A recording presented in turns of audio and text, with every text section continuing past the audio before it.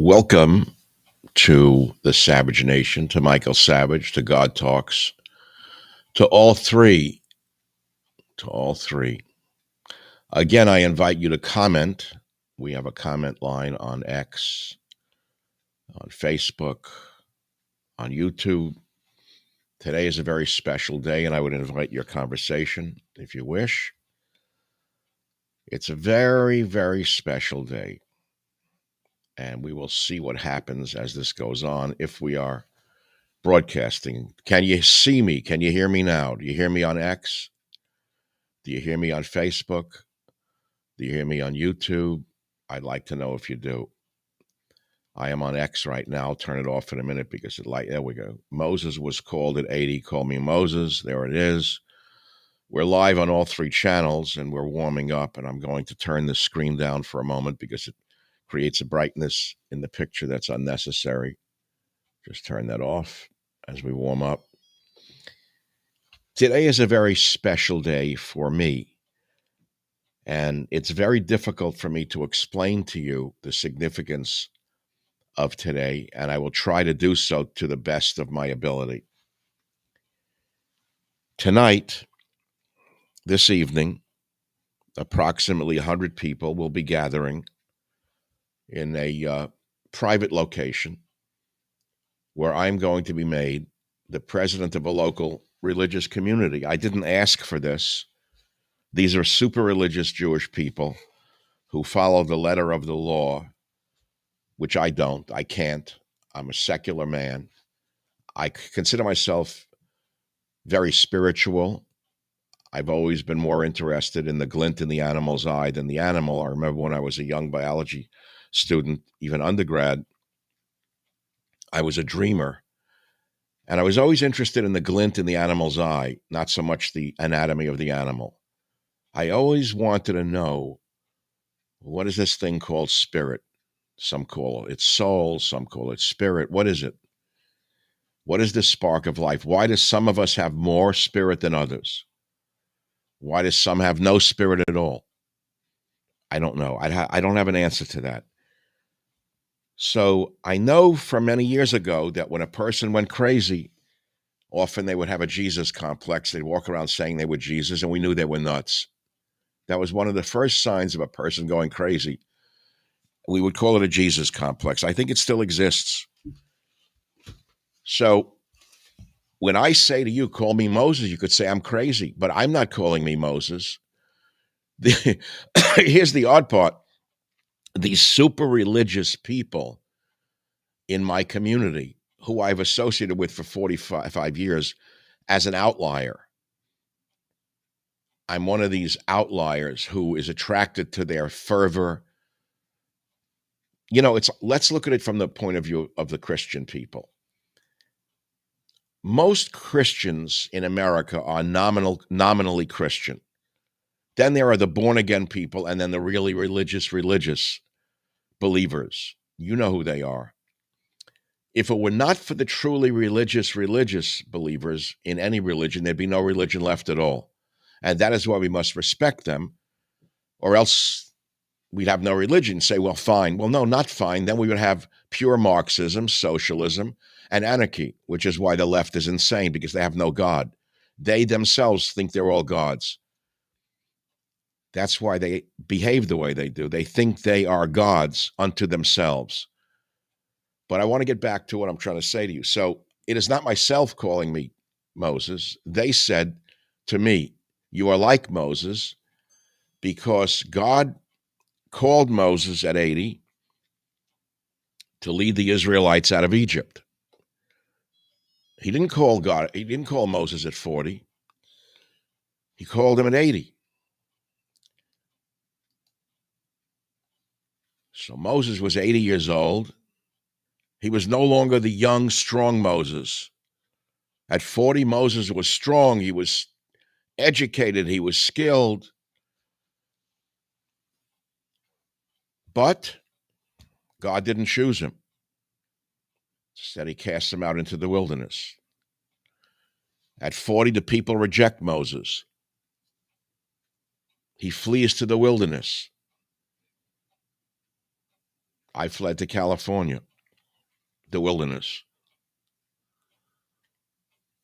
He thought he would be a leader. Instead, he was cast out into the wilderness. And he enters 40 years of insignificance, languishing in the wasteland. But as is so often the case with human beings, God does some of his best work in the wilderness. I wrote for these 40 years in the wilderness, and now it's 40 years later. And tonight is a change in my life where they want me to be the president of the local Jewish community, and I am not a religious man. I don't even understand what it's all about. I think I'm just a community organizer for the organization.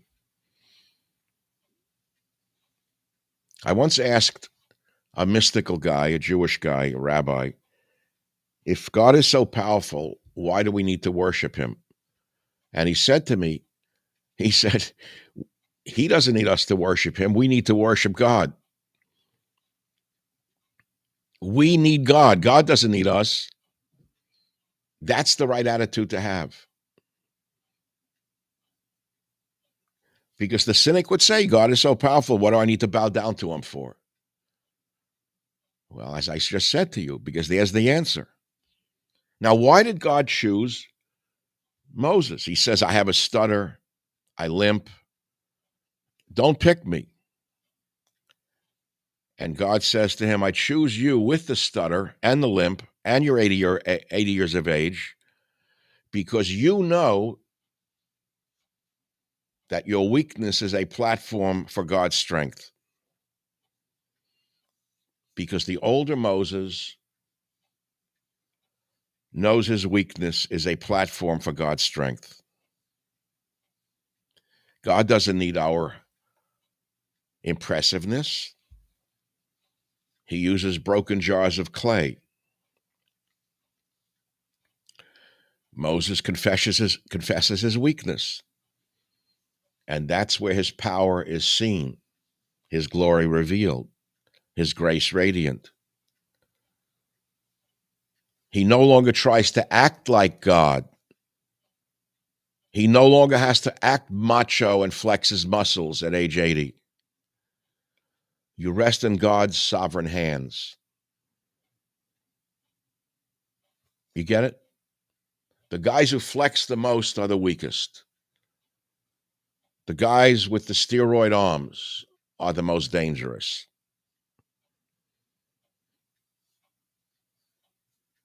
And that's all I want to say to you. I have nothing more to say. Actually, that's the entire sermon today. Can I go on? Yes. Will I go on for a few minutes? But tonight is really the big night. I spent all day 2 days ago, Friday, with a film crew out from Newsmax TV. It was very taxing. Don't look back or you'll turn to a pillar of salt. I almost turned to a pillar of salt talking about myself. I couldn't do it.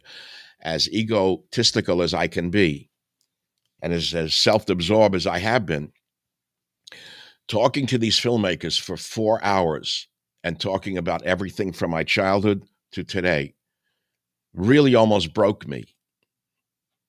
And yesterday I had a day off. And it's funny how the body works. I said yesterday, I'm going to do nothing all day. And I picked up a package in my driveway that wasn't particularly heavy, but I bent the wrong way and I ripped my knee open. And at night, I was in such agony, I almost had to go to the hospital. And I said, no, this is not hospital stuff. Luckily, I had arnica, which helped a little bit. I had magnesium spray, which helped a lot. But more truthfully, I had a pain pill, which really helped the most. I couldn't move. I was in agony. So it made me stop and it made me sit. And I've been in bed now for 12 hours. And I got up and I said, tonight is the big night. I have to give a talk to 100 people. And some very impressive people are going to be there. And I'm not going to mention them. I'll wait till after the event to mention them. It's a closed event, not publicized, thank goodness. Tomorrow is my birthday, Aries. 1942 I never thought I'd make it to 50, let alone here. Remember I told you when I had the event in 2019 and I was in the hospital and I came out and I went back about 2 weeks later. I thought the event occurred again. And there was this African woman, not African American. She was African, big lady in the inner admissions in the ER room. And I saw her eyes when I walked in and I knew her immediately. So she came in and we talked briefly. And she said, "Your work is not finished." I've told you this story before. Well, ever since that day, it's been touch and go with my existence, asking God every day to give me another day, to give me another breath. I know it sounds crazy, but you reach a certain, when you're young, you don't think about these things. When you're a young guy, you figure you're going to live forever and you say, well, I know that people, pass away, but it's not me. I'm not going to be one of those. I'm going to live forever. And oh, it's a long way from that. I'm 17. I don't care. I'm just going to have a good time. I don't have to think about it. But, life has a way of kicking you in the butt, knocking you down a flight of stairs. Life has a way of doing that to us. We have to be very careful every step of the way. Those of you who are into martial arts know the Shaolins and know the white crane method. I like to watch birds.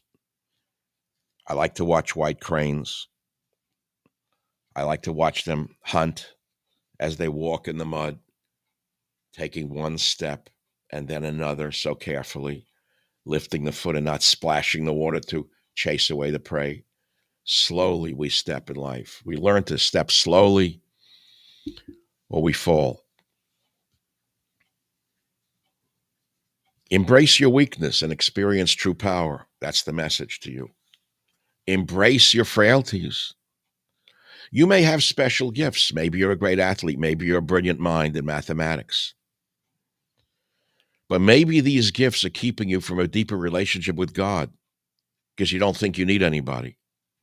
Maybe it's keeping you from being a good neighbor. Maybe it's your gifts are keeping you from being a good husband or a good father.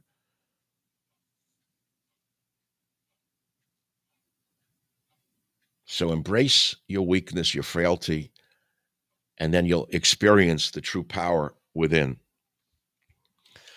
So I said to my host, what is it that you think I should say tonight to the audience?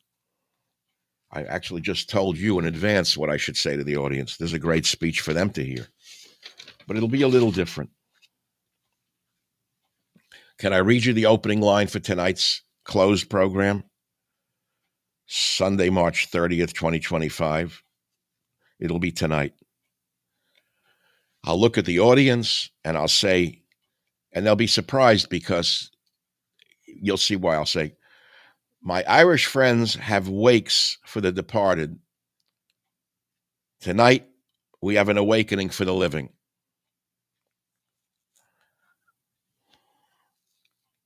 I remember my first introduction to all of this. It was a long time ago. I was 13 years old. The Israel Center of his Hillcrest Manor, Queens, New York. We were not a religious family. My father was an atheist. They never talked about religion. My mother would light these candles on Friday night. I always liked her lighting the candles. She had a great deep faith because stuff happened to her. I guess she learned to have humility. Why God did that to her, she never knew. So I said to the the man who invited me tonight, what do you want me to say to the audience? He said, well, why don't you share a bit about your family history? Can you take us back to that pivotal moment when you turned to God for help? Can you talk about the incredible success of your radio show and then of your writings? Can you talk about a powerful moment in your life when you got sick and how the nurse thought you were hallucinating as you were being wheeled into the emergency room, but in reality you were praying and saying a prayer to God? I've just done it. by stating what I'm going to do. I just did it. That's the whole story. Then he said, can you show the book? Can you tell us the story about the blue Bible that you've carried with you for so many years? I can. I have it right here. This was not given to the Bancroft Library. I haven't decided what I'm going to do with it. It should be in the Smithsonian Museum, is what it should be. This book, I'll tell you the true story about it. I went to a wedding 50 years ago in San Francisco, and I borrowed the book. I never gave it back. And since I've given thousands of dollars to various houses of worship to buy Bibles, I took it because I would really use it. I started reading it. I was, wherever I went in the world, I took this Bible with me all over the world: Fiji, Tonga, Samoa, the Marquesas, Jerusalem, Paris. It's been with me a long time. I'm not going to read pieces from it. You can read it yourself. But the Post-its, thank God for the genius who invented Post-its. I don't know what I would do without them. Great invention. Post-its, lives matters. In that day, a man shall cast away his idols of silver and his idols of gold. Well, how about his idols of Bitcoin, which they made for themselves to worship, to the moles and to the bats? You know, I thought about that a long time. Why did God want us to destroy idols of clay and idols of stone? Why did he say shatter them? We have an invisible God. No one has seen God. Christians have seen the Son of God, Jesus, but not God himself. Why is God hidden? I figured it out. You know why God is hidden? It's simple. I figured it out. I broke the code. It's actually it's nuclear physics. What I did. It's like E equals MC squared. This is what I figured out. This is my theory of relativity. The reason God is invisible to man is because man is so clever that if God appeared, man would talk to God and say that he doesn't exist, that he's not real. In other words, he would tell God that God isn't real. So God decided to be invisible. That's the whole answer. I swear that's the whole reason, because man is so clever. He figured a way to prove to God he doesn't exist. So God, therefore, is invisible. I mean, you can see snapshots of God if you really look. I don't want to start singing like Frankie Lane every time I see every time I hear a newborn baby cry or touch a leaf or see the sky. I know why. Yeah, well, watch a baby being born. You'll be a believer. Believe me, particularly if it's your baby. You'll never ask again if God exists. That's why men should be in the delivery room with their wives, because it changes a man. I've spoken to a lot of young men, and they said when their baby was born, their life changed once they became a father. Am I right? Right. Once that baby is born, it changes your life. I never saw God, nor do I pretend to have any special insights. I've seen snapshots of God. Lord God, behold, I cannot speak, for I am a child. But the Lord said unto me, say not, I am a child, for to whomsoever I shall send thee, thou shalt go, and whatsoever I shall command thee, thou shalt speak. That's Jeremiah 1, 6, 7. So here we are. And the word of the Lord came unto me, saying, before I formed thee in the belly I knew thee. And before thou camest forth out of the womb, I sanctified thee. I have appointed thee a prophet unto the nations. Jeremiah 1, 4, 5. And Joseph came in unto them in the morning and saw them, and behold, they were sad. And he asked Pharaoh's officers that were with him in the ward of his master's house, saying, Wherefore look ye so sad today? And they said unto him, We have dreamed a dream, and there is none that can interpret it. And Joseph said unto them, Do not interpretations belong to God? Tell it to me, I pray you. Genesis 46:8. Now, some people say that religion is for idiots. I've met many of them. They say religion was for the weak. It's a con game.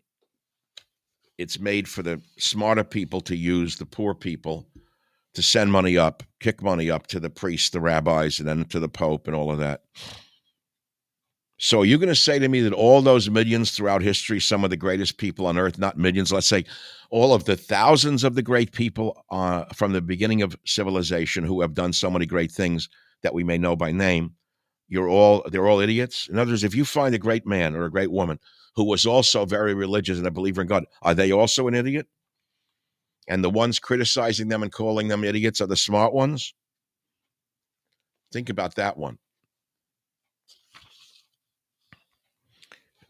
But from thence ye will seek the Lord thy God, and thou shalt find him if thou search for him with all thy heart and with all thy soul, Deuteronomy 4:29. That is the truth right there.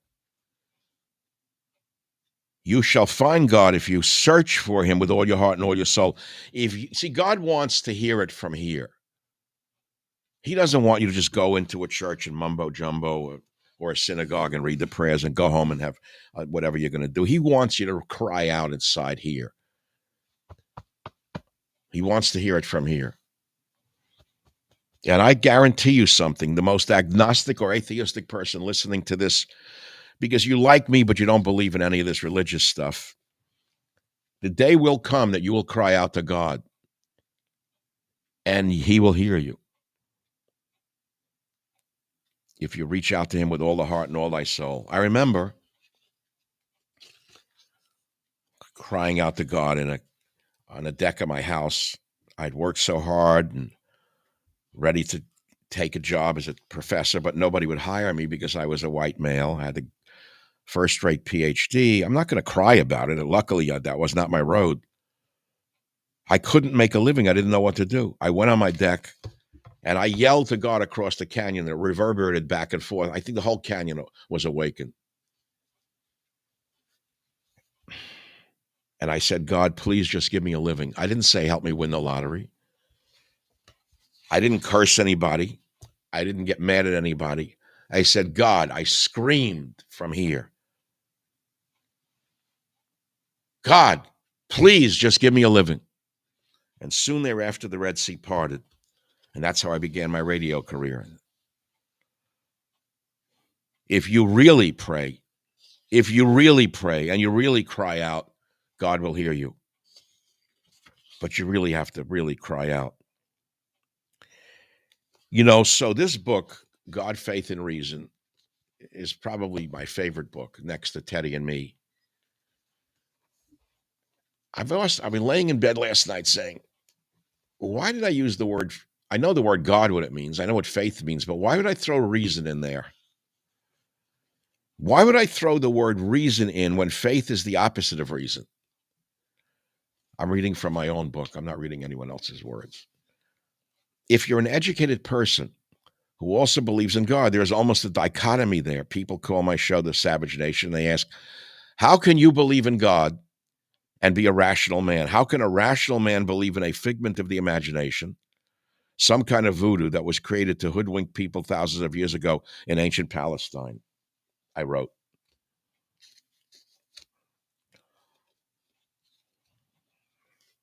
Well, I don't know. You figure it out. I'm a very rational person. I use Aristotelian logic in all of my thinking. All the things I've achieved were based upon Aristotelian logic. I think logically up to a point. But faith is something different from reason, isn't it? That's why the title of my book is God, Faith, and Reason.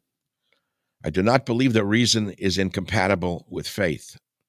Faith is believing in something, whether it's reasonable or not. Faith is believing in something, whether it's reasonable or not. I believe in God. I'm a super rational man up to a point, but I'm also a true believer. The Mystic Jews say that the actual writings about God are in the white spaces between the letters. That's a conundrum unto itself. Well, it's the blank spaces in speech that explain who the speaker is. What you don't hear in between what you do hear is what you should hear. I've often thought about arguments concerning reason and religion. Are reason and religion incompatible or compatible? I need to hear them from an educated person who believes in God. In other words, I'm not knocking you if you didn't have the chance to go to college and get a higher degree and become a doctor, a lawyer, or a rocket scientist. But I often wonder about engineers who are rationalists and also believe in God, because if you're an engineer, you are an utter rationalist or a mathematician, let's say. Mathematicians are the purest of the rationalists. How could a mathematician believe in God? How do you make that compatible? How does that work?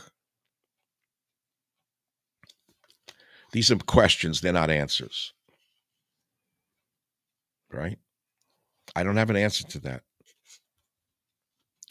I'll just read another piece from this chapter on faith and reason. To me, reason and faith are twins. They aren't identical twins, they're fraternal twins. Oh, that's a good line for tonight. I'm going to make a note of that one. I like that. It's a crowd pleaser. I can see that right in advance. I can hear it. To me, reason and faith are twins. They aren't identical twins, they're fraternal twins. Every time I hear a newborn baby cry or touch a leaf or see the sky, then I know why I believe. For fathers, young fathers reading this book, think back to when your first child was born. Any father, think back to when your first child was born. Maybe you're a 70-year-old man. Think about what it was like to be in that delivery room when your child came into this world. I have spoken to men who have told me to change their lives forever. That's when a man becomes a different person. He may have been a tough guy before, but he's a different tough guy afterwards. When he sees the head of his daughter or his son enter this world, he changes forever. You can't talk about it. There are no words for this. There is no painting for it. All the sonograms in the world don't do for you what that does for you. That's why I recommend that all men be present when their children are born. It will make you a different man forever. It won't perfect you in any way. You'll probably be the same person, but you'll be a different same person.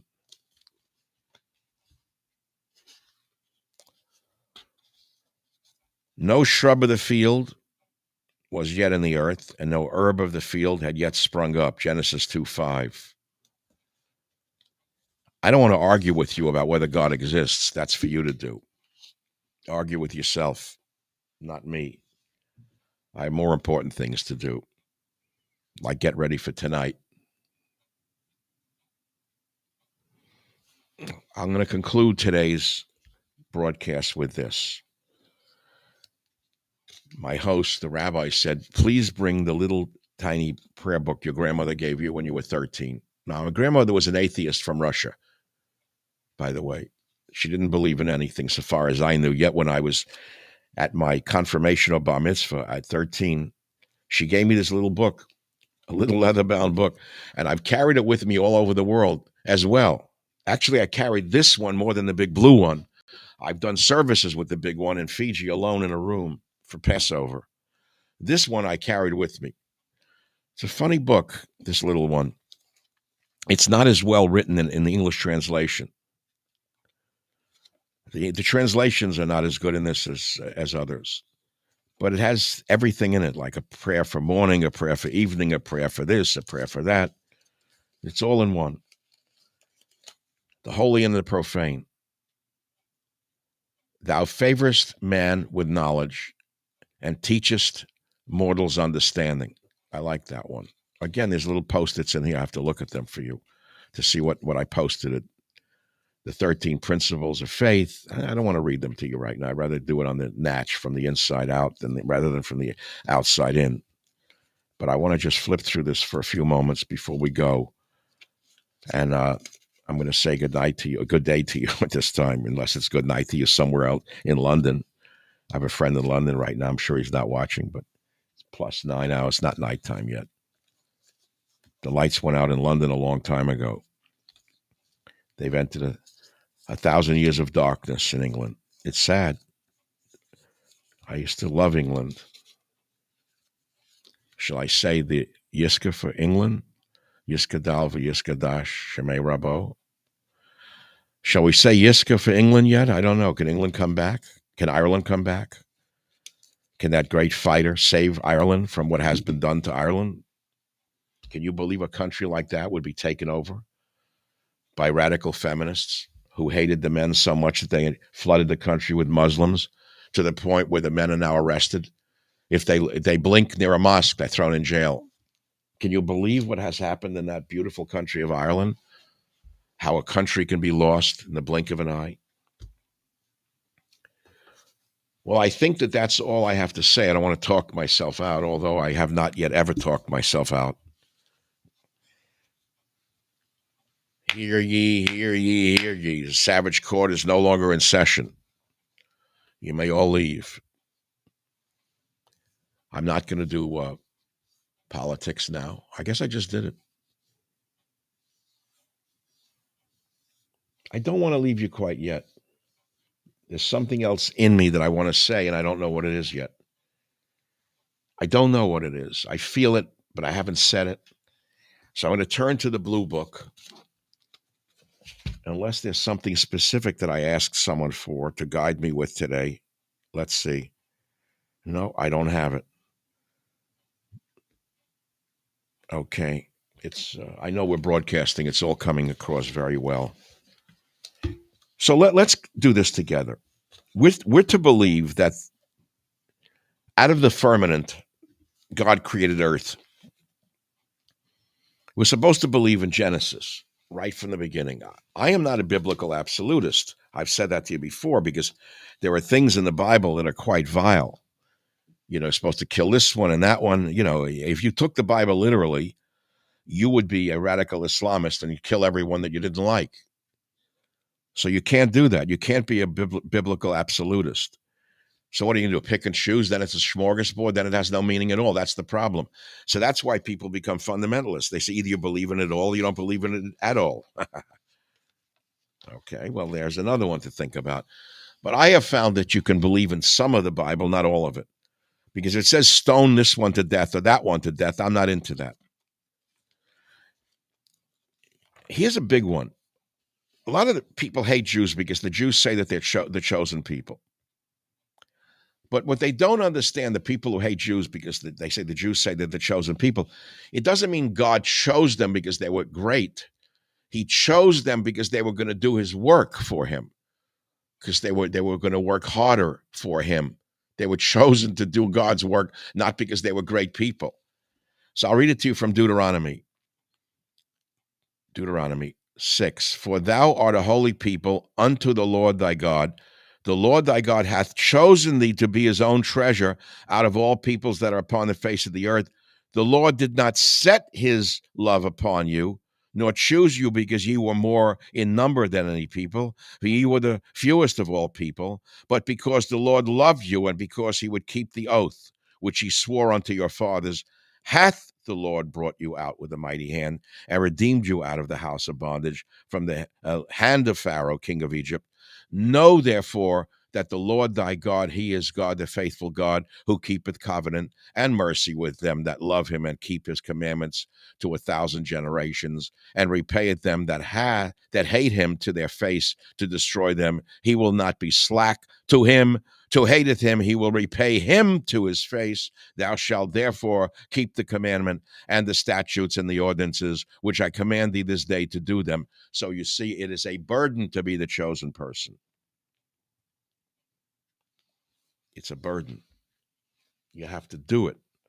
You can walk around and say, I'm great because I'm a this, I'm a that. No. Now you have to do something for it. Now you have to work for it. Now you have to work for it. That's what the chosen people means. And look up war. I like the pieces on war in here. And the Lord said unto Joshua, fear not, neither be thou dismayed, Take all the people of war with thee, and arise, go up to Ai. See, I have given thy hand the king of Ai, and his people, and his city, and his land, and thou shalt do to Ai and her king as thou didst unto Jericho and her king. Only the spoil thereof and the cattle thereof shall ye take for a prey unto yourselves. Set thee an ambush for the city behind it. You realize how violent the Bible is, do you? It's filled with fire and brimstone. It's filled with violence and anger and hatred, because our God is a vengeful God. Never forget that. God is a very vengeful God. You should never forget that. Never forget that. Jews' God is a very vengeful God. Be careful before you spit upon the Jew.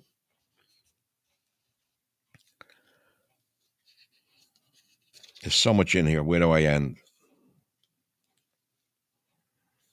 I don't know where to end. I don't plan these things. I flip around sometimes. I try to find a nice end. How about prophecy? Let's see. That's a nice one. It's just, I have a post-it called prophecy. Let's see what's in the prophecy post-it.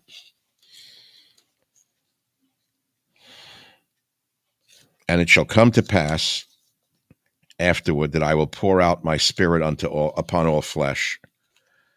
And your sons and your daughters shall prophesy, your old men shall dream dreams, your young men shall see visions. I always like that one. Your old men shall dream dreams. So am I dreaming dreams? Your young men shall see visions, because I saw visions as a young boy. I saw visions. I told the filmmakers about a vision that I had when I was a young boy in the Bronx. I saw many visions as a child. They thought I was nuts.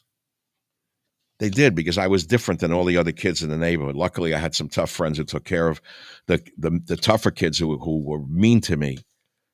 I had tough friends who loved me, who took care of me, protected me, just as we have police and our warriors to protect us from those who would kill us.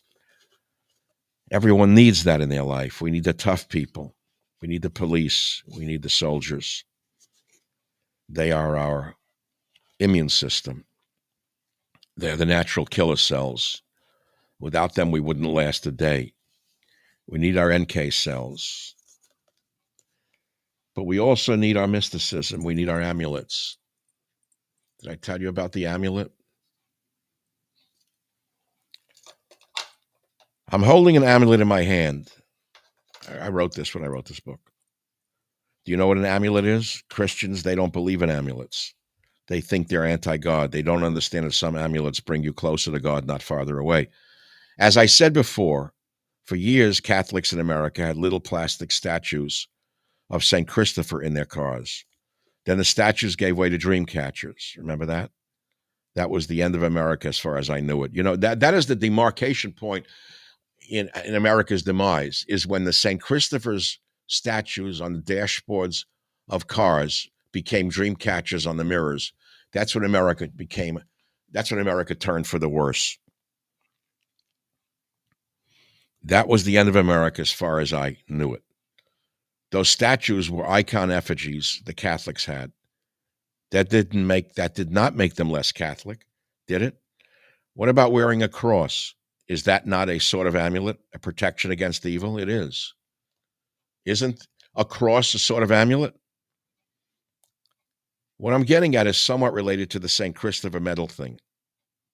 When Americans drove around the Dodge Darts and other big American cars in the 70s, there were St. Christopher statues all over America. Suddenly, we woke up in the 1990s and there were dream catchers hanging off the mirrors. Every girl in the Bay Area with chlamydia was driving around with a dream catcher, hoping the dream catcher would cure her. It didn't work. A while back, I was somewhere I hadn't been in years. It was a house I used to live and work in. For 16 years, I had done radio shows out of that home. When I was a local host, it took me years to get the local station to permit me to do a remote broadcast out of my house. I had to argue and beg for it for years to let me put in a home studio. Then, when I did have a home studio, I wound up feeling more isolated than I ever had in my life. And I dreamed of being back at the radio station. That's something to think about. Think about that. You get it? Be careful what you wish for. Well, one night I stayed in that house during a rainstorm. I wanted to be away from the bay itself. This house is inland, the other one. It was too noisy, the pounding, crashing surf, wet and wild when it was storming out there.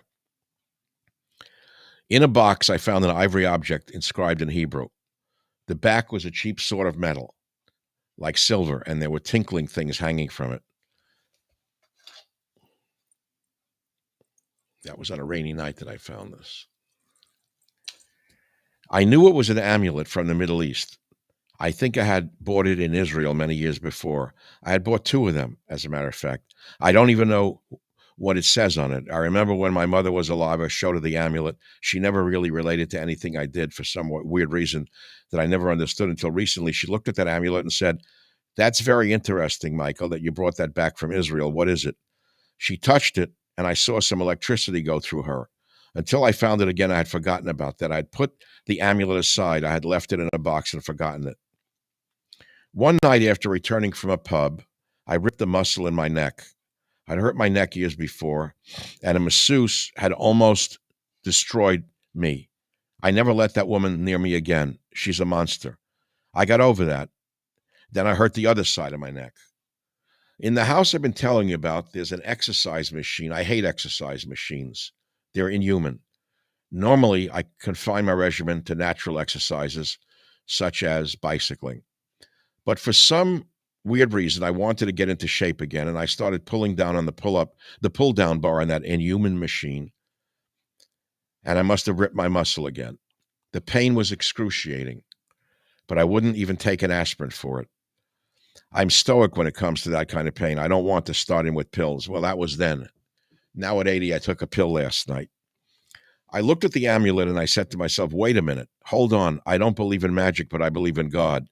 Was it a coincidence that I found that amulet from the Holy Land that I must have brought in 1978 in Israel? I don't even remember exactly where I brought it. I think it was from a Yemenite peddler in a marketplace in Jerusalem. I bought two of them. As I say, my mother noted it, even though she was not very religious. But I know there's some kind of mystical streak in my family line on her side. You do know that most women, well, many women have clairvoyant abilities, can see things others can't see, particularly men. Now, what gives women that extra power of seeing? Where does it come from? I think Donald Trump said the other day that when he was asked to define a woman, he said they can have babies and they're smarter than men. I think he said that. That's great. That says it all. There's no argument. Women can have babies. Psychopaths who think they're women can't have babies. They belong in a bug house. But instead, they're at the National Institutes of Health or the Smithsonian teaching gender studies at Harvard. But what gives women these clairvoyant abilities? Where does it come from? It's inherent, it's genetic. They inherit it usually from their mother's line, but not always. You can call it many things. If you work on the dark side, it's called witchcraft. If you work on the good side, it's not called witchcraft. Amulets of any kind can be put to either good or evil use. Now, you may be a skeptical and very rational person who doesn't believe in any of this crap. You may say it's nonsense. But do you carry anything around with you for good luck? Do you carry anything on an airplane? Do any of you carry anything into battle that you believe protected you? That's what I'm talking about. I don't want to read the rest of the story. I told you about the amulets, but I'll tell you a story about something that I heard as a little boy that made me think. One of a close family member's friends was in World War II. All of them were. Every man was in World War II then. And he was in a battle, and he was in a foxhole, and he carried a Bible like this inside his coat. And he was in a foxhole, and men were dying all around him. And he felt something hit him, and the bullet was stopped by the Bible in his coat. It's a true story. Everyone talked about it in the Bronx. I never forgot it. I guess that's why I've always carried this little Bible with me around the world.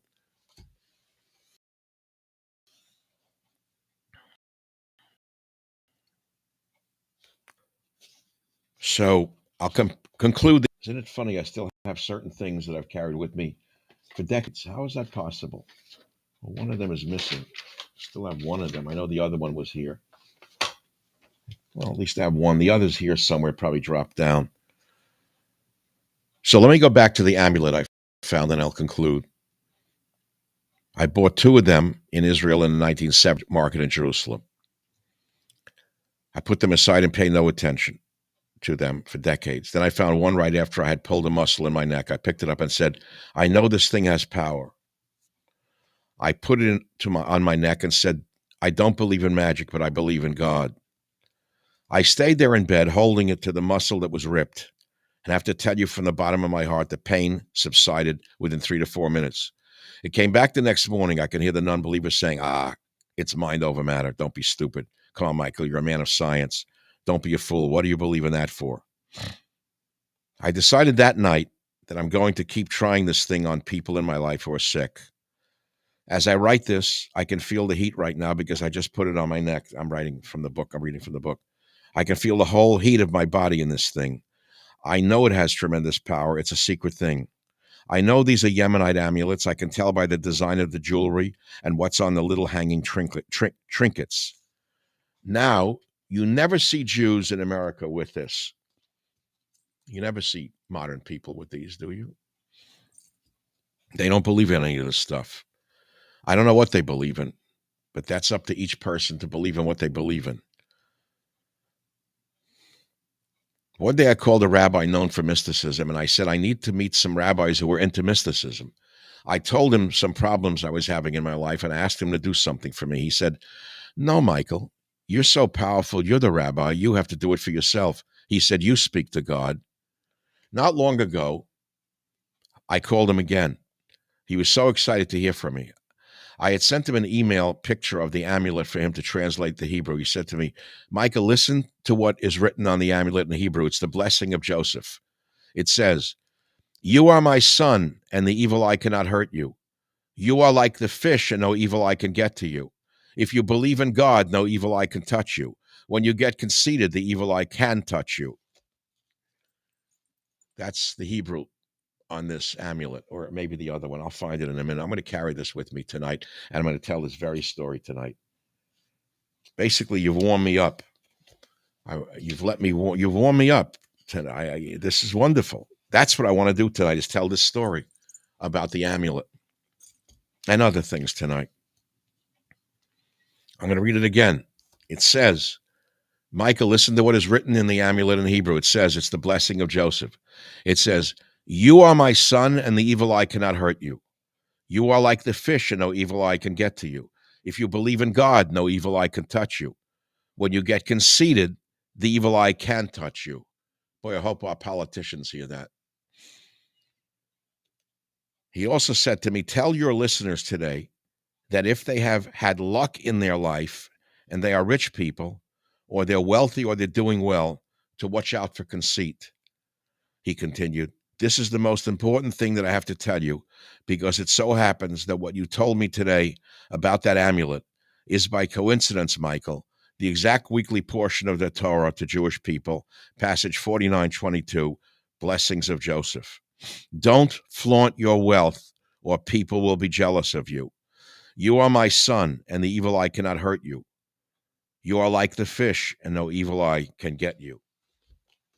And that, my loyal listeners of the Savage Nation, is today's sermon for you to ponder. Thank you for letting me be with you this morning. I'm going to note the amulet because I want to read it tonight to the audience. You heard it in advance. Some of them will be there tonight and say, hey, I heard you read that today on YouTube. Hey, I saw you read that today on Twitter, on X. And also tonight, 5 o'clock Pacific, 8 p.m. Eastern, my show is on Newsmax. That's a good show. Man, is it a good one. It's about Savage confronting the Tesla protesters, the paid protesters. It's also, I talk about this Signalgate garbage that's going to go nowhere. It's a very good show. And I will say so myself. I know the good ones, the medium ones. There's never been a bad one. This is a very good one coming up tonight. You must watch it tonight on Newsmax. And I'll report back to you about tonight's sermon on my Tuesday podcast, the Savage Nation podcast. I think maybe I'll get two little chains, and wear this under my clothing. I mean, look, I don't want to blaspheme anybody. I love the Catholic religion. People do wear these things. All the women on Fox News wear crosses. So maybe I could wear an amulet. What would happen if I wore an amulet? They think I'm a nut? I don't know. You can't wear too many things. You can't show your religion. That's the problem.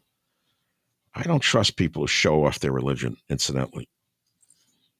I'd rather they practice it silently, personally, as I do. Well, that's it, folks. If you like what you heard and you heard what you liked, hit the like button, subscribe. It does matter. I decided it does matter. We've been moving up in the subscribers. We're almost at 100,000. Very soon we're going to break 100,000. Newsmax at 5 Pacific, 8 Eastern. It's late. It's going to be a very late night for me. I'm an early bird. I am an early bird. Early bird. I'm not speaking till late for me. It's like after 7 is a late. It's late for me.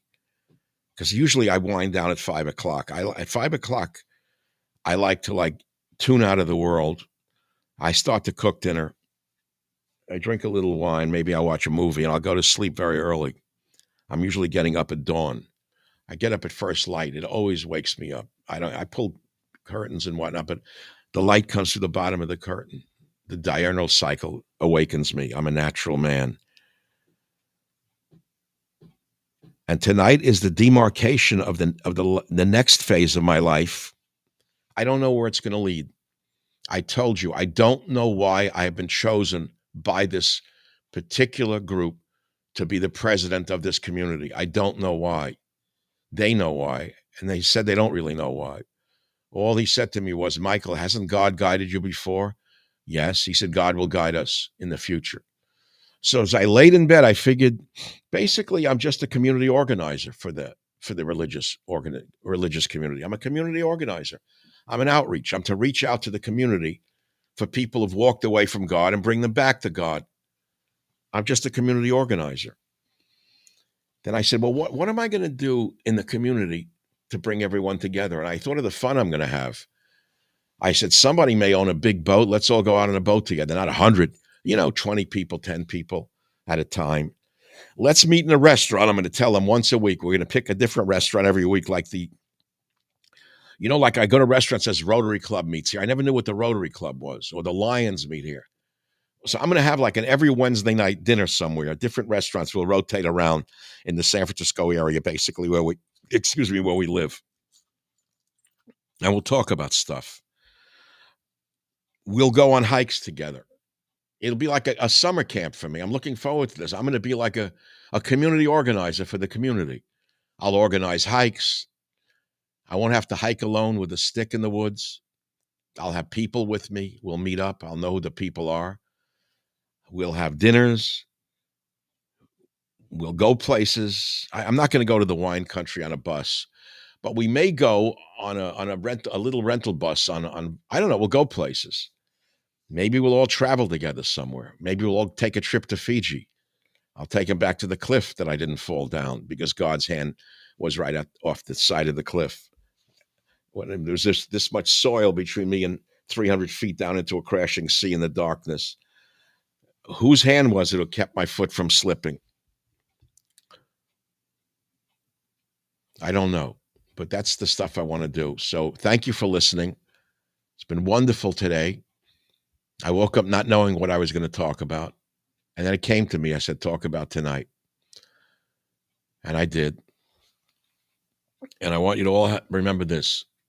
You don't have to be super religious to be a good person. I've met some non-religious people who are very good people. I've met some religious people who are very bad people. I met some bad phonies who wear the garb and do the mumbo jumbo. I've gone up thieves, crooks. They come in all forms. I met some very unreligious people who are the greatest people on earth. And I created the Healing Wheel Society. Again, I have to mention that because I know people take offense at it. Christians, fundamentalist Christians get mad at me when I say that if you find a way to God through your religion, that's good. It doesn't have to be my way, but you don't have to make your way my way. I don't have to make my way your way.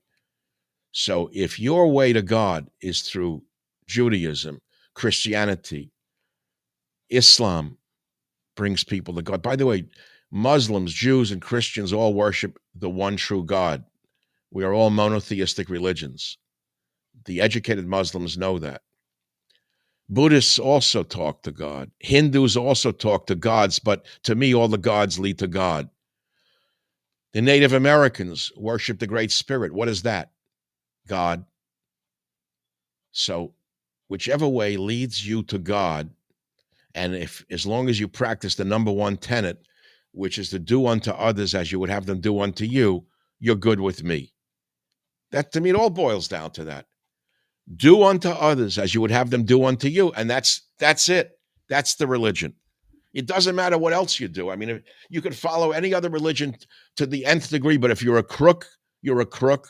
If you're a sadist, you're a sadist. If you do bad things, you do bad things. So there it is. That's all you have to know. Thank you for being with me. Hit the like button, subscribe. Let's make it 100,000 subscribers. And soon we will see what God really has in mind for me, because I truly don't know. I mean, with this new incarnation, tonight is a demarcation of my life. It's a new life. It's a new path. It's a new war. A new world is going to open up to me in ways I don't even know. And I hope to be with you for many years to come, dare I say. I don't want to put a kabox on me. I don't want to curse myself. But if I hear God chose Moses to lead the people out of Egypt at age 80, I realize that 80 is not the end of something. It may be the beginning of something. That's what I hope. But then I got to be careful what I wish for, don't I?